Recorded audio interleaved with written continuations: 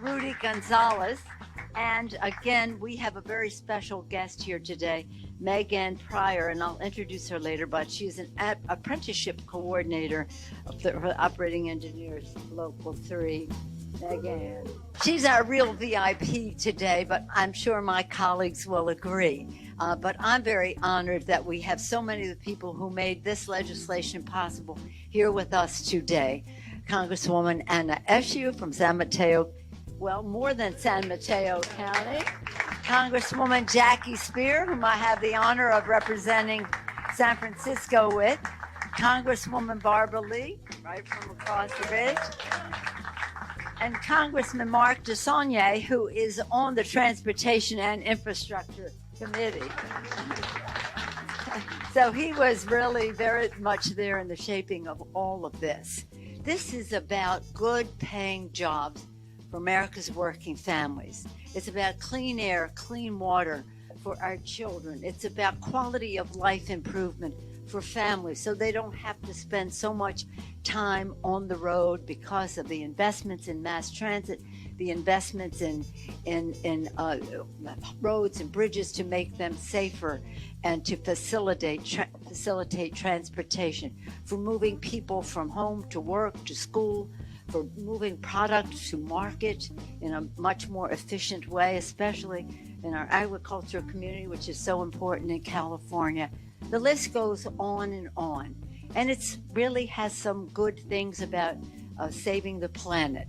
We do much more in our the bill we just passed the other day in the reconciliation. But this is a running start on not only our hopes riding on what's in the bill, mass transit and the rest, but also the running start it is to protect the planet. It's a tribute to President Biden. It was his vision. He came in with this big vision and he accomplished this much, over $1 trillion, working in a bipartisan fashion. But he did say, I will not confine my vision for America to this one bill, and hence we have the legislation that he signed last Monday, but also the reconciliation bill, the Build Back Better. Now, what's exciting about that, and I'll make this point before I yield to Congresswoman Eshoo, and that is that in that legislation, we build back better because it's about equity. Both of these bills are about fairness and equity and justice in how we build our infrastructure in our country. No longer will we be separating neighborhoods, but unifying them. No longer will women and people of color be cut out of what happens next because the legislation facilitates all of that. So it's building back better because it's building back in a more unifying way, a more just way, and again, honoring the vision of President Biden. He deserves so much credit for both of these legislations, on top of the rescue package that we passed earlier in the year.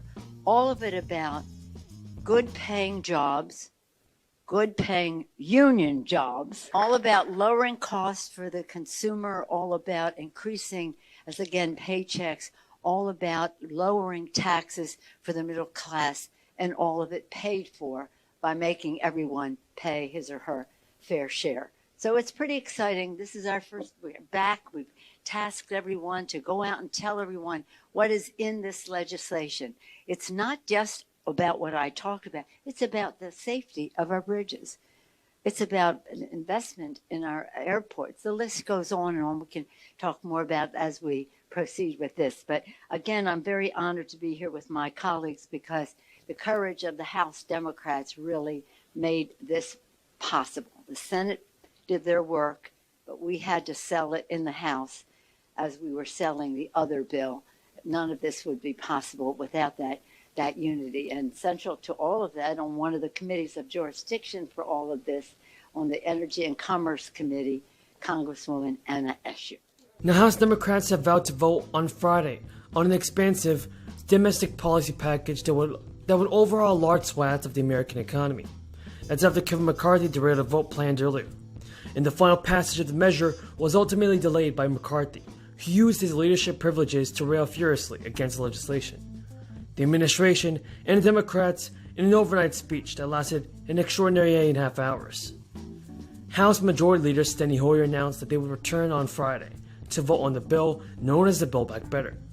If it passes the House, the measure would next go to the Senate, where additional hurdles await in the evenly divided chamber. An analysis found that the bill would spend around $1.7 trillion over 10 years. That's increasing the deficit by around $367 billion over the same span of time.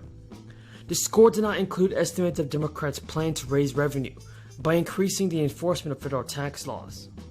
Now, the Budget Office separately predicted that boosting funding for the IRS by $80 billion would raise around $207 billion in revenue. This is shrinking the deficit to $160 billion over 10 years. The estimate was far less than the $400 billion that the White House said would be raised by tougher IRS enforcement. With the analysis complete, Janet Yellen said in a statement that the Build Back Better is fully paid for. It would ultimately reduce the country's debt by enacting reforms that ask the wealthiest Americans and large corporations to pay their fair share.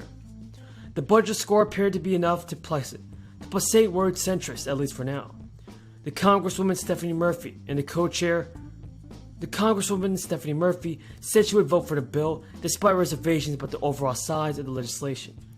The package is ambitious and it aims to dramatically reduce childcare costs and provide universal pre-kindergarten for children.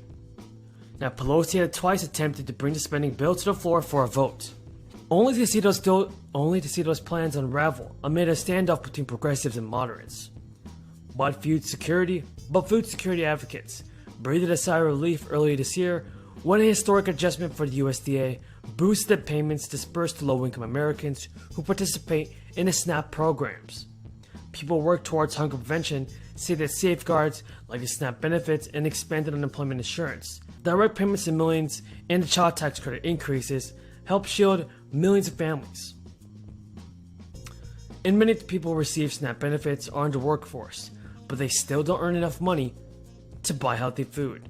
SNAP benefits are adjusted for inflation annually, but the cost of many groceries, especially protein and produce, have definitely increased.